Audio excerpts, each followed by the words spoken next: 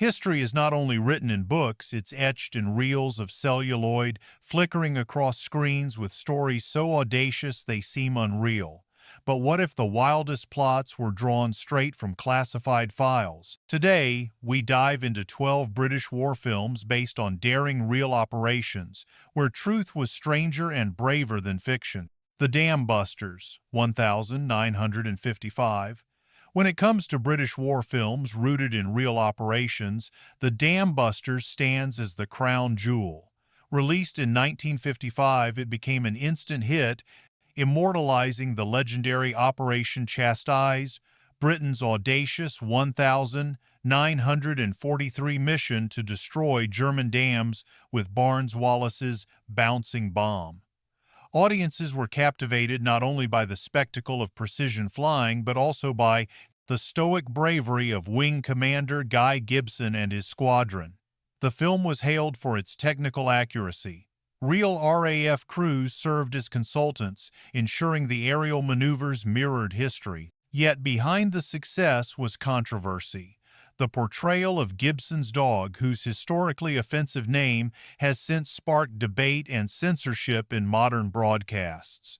Even so, the film's depiction of innovation and sacrifice struck deep chords in post-war Britain. Its legacy is profound. The Dam Busters influenced George Lucas when crafting the Death Star trench run in Star Wars. The way the film melded engineering ingenuity with human courage gave it a timeless relevance. At its core, the story reminds us that progress in war often comes at staggering personal risk. Watching it today is less about explosions and more about understanding how fragile survival was when faith in invention was all that stood between triumph and tragedy. The Colditz Story, 1955. In the same year, British audiences embraced another tale of wartime daring, The Colditz Story. Unlike the high-flying spectacle of The Dam Busters, this film unfolds in the claustrophobic confines of Colditz Castle, Germany's infamous escape-proof POW fortress. It dramatizes the real-life ingenuity of Allied prisoners who refuse to accept captivity, tunneling, disguising, and scheming their way toward freedom. The film struck a chord because it celebrated not just brute courage, but wit and persistence. It was based on Major Pat Reed's memoir, and Reed himself advised on the script, ensuring the escapes rang with authenticity. British viewers, still raw from memories of wartime imprisonment, saw in these stories a reflection of national resilience. Critically, it was praised for avoiding over-sensationalism. Instead of Hollywood heroics, it leaned into quiet determination. Yet that subtlety may also explain why it hasn't enjoyed the same global legacy as other war epics. Still, within the UK, it inspired fascination with POW ingenuity, leading to later television adaptations like Colditz in the 1970 seconds. What lingers is its underlying truth, that resistance is not always loud or explosive. It is often found in whispered plans in the dead of night, in the scrape of a hidden chisel, and in the stubborn refusal to let walls define one's fate. Ill Met, by Moonlight 1957, Michael Powell and Emeric Pressburger's Ill Met by Moonlight brought to the screen one of the war's boldest covert missions, the 1944 abduction of German General Heinrich Kryp in Crete. Starring Dirk Bogarde as Patrick Lee Firmer, the film dramatized how a handful of British SOE agents and Greek partisans kidnapped the general and smuggled him across the island, evading thousands of German troops. At its release, the film was a moderate success, but never achieved the enduring fame of Powell and Pressburger's earlier works. Critics found its pacing uneven, though the real-life operation it depicted was astonishing. The production, shot on location, gave audiences authentic landscapes of rugged Crete, but behind the scenes, Bogarde clashed with the filmmakers, reportedly unhappy with the role's constraints. What elevates the story is its human heart. Lee Firmer himself later reflected that sharing poetry with the captured general during their mountain trek softened the lines between enemies. That detail, true to life, reveals the paradox of war. Brutality and humanity can coexist in the same moment. Today, Ill Met by Moonlight is remembered less as a cinematic triumph and more as a testament to how even in the darkest hours, daring missions could be carried out with audacity and surprising grace. The Sea Shall Not Have Them 1954, before the spectacle of the Dam Busters, British cinema had already celebrated unsung wartime operations with The Sea Shall Not Have Them. Released in 1954, the film dramatizes a Royal Air Force air-sea rescue mission in 1944, inspired by real incidents where crews risked everything to pluck downed airmen from the freezing North Sea. The title itself was the RAF Air Sea Rescue Service's motto, its message that no life would be abandoned if it could be saved. Audiences at the time found it both stirring and sobering. The film avoided glamour, focusing instead on relentless endurance, a bomber crew stranded in a dinghy, drifting and praying for salvation, while rescuers fought storms, fuel shortages, and enemy patrols. The cast, including Michael Redgrave and Dirk Bogarde, lent gravitas to a story of survival where suspense came not from explosions, but from ticking clocks and dwindling hope. Behind the scenes, the production team worked with RAF veterans to replicate details, from survival equipment to flying conditions. It gave the film a grounded authenticity that struck a chord with post-war viewers who knew the dangers firsthand. Critics praised its atmosphere, though some faulted its pacing for being too restrained. Yet that restraint was its strength. It reminded audiences that most heroism in war was not cinematic, but quiet and unseen. Today, The Sea Shall Not Have Them stands as a tribute not to victories won through firepower, but to the tenuous, painstaking, unglamorous duty of saving lives. Its enduring lesson is simple yet profound. In the vast theater of war, compassion itself could be a daring operation. Carve Her Name with Pride, 1958. Few films of the era are as emotionally charged as Carve Her Name with Pride, the 1958 dramatization of Violette Szabo's true story. A young SOE agent of French descent, Szabo parachuted into occupied France to assist the resistance, only to be captured, tortured, and executed at Ravensbrück concentration camp. Her posthumous George Cross symbolized a sacrifice that Britain refused to forget. The film, starring Virginia McKenna, was both a box office success and a national act of remembrance. McKenna's performance was lauded for its quiet dignity, and the script, based on R.J. Minnie's biography, strove for emotional fidelity rather than spectacle.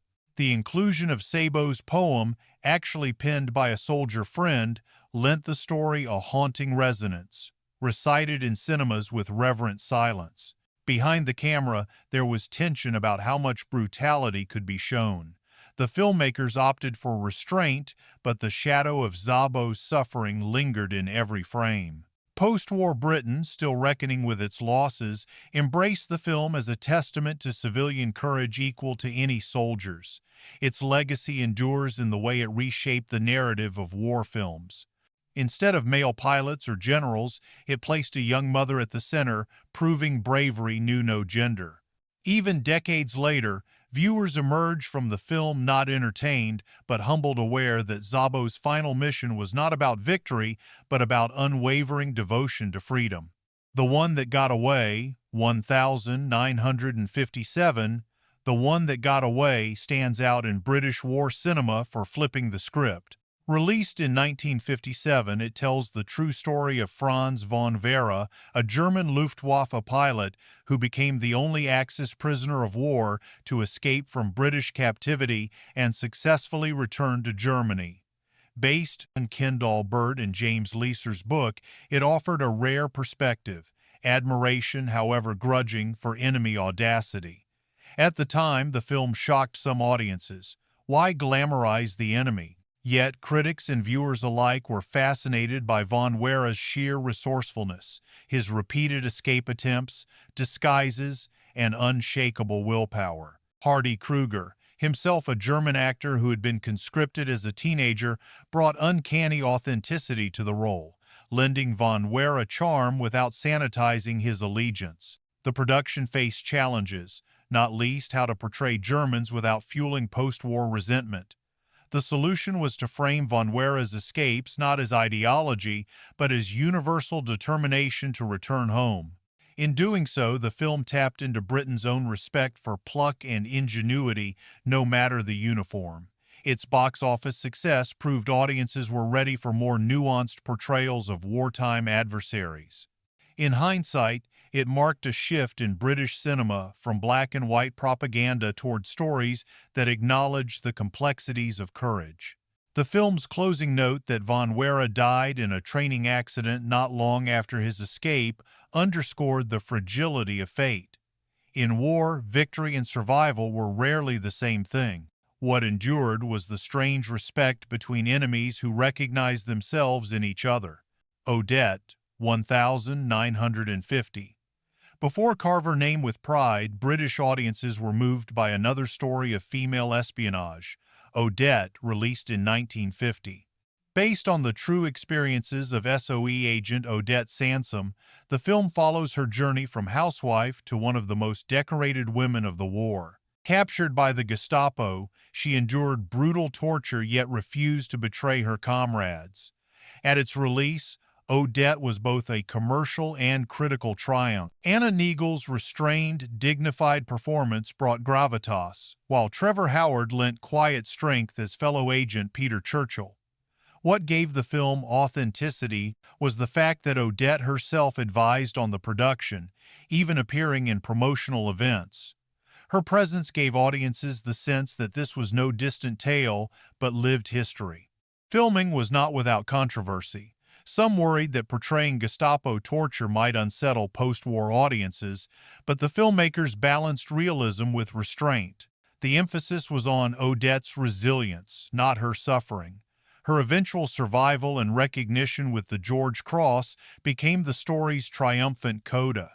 For British viewers still mourning the war's toll, Odette was a testament to ordinary courage made extraordinary. Unlike flashy tales of aerial raids or battlefield heroics, it reminded audiences that war was also fought in secret rooms, with silence as the ultimate weapon.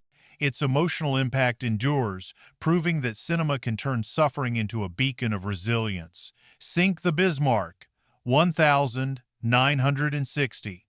When Sink the Bismarck premiered in 1960, it reignited national pride in one of the Royal Navy's most dramatic wartime operations. The film recounted the 1941 hunt for the German battleship Bismarck, a mission that tested Britain's naval might against one of the most feared vessels of the war.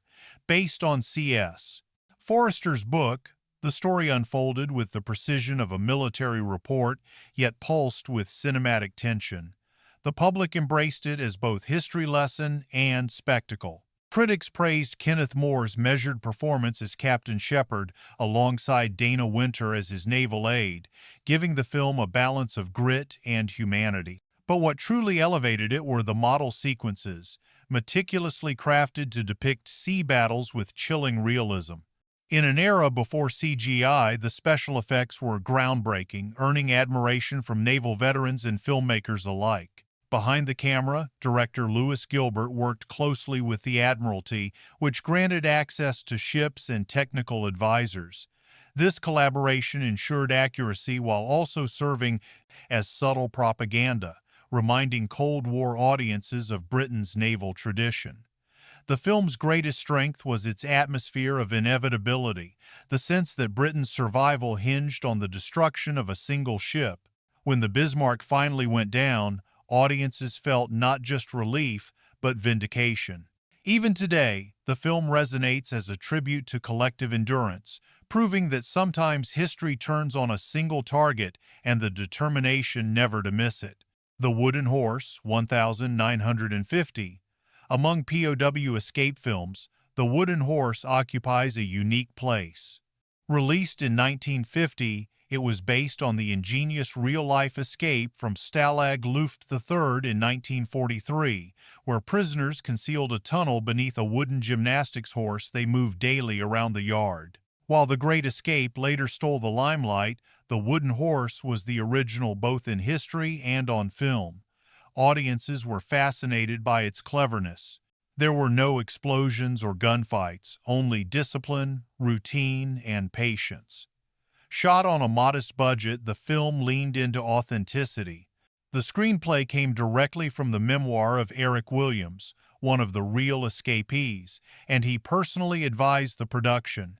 That gave it an intimacy most war films lacked. Critical reception was strong, with reviewers praising its quiet tension. The lack of Hollywood-style embellishment was both its weakness and its strength.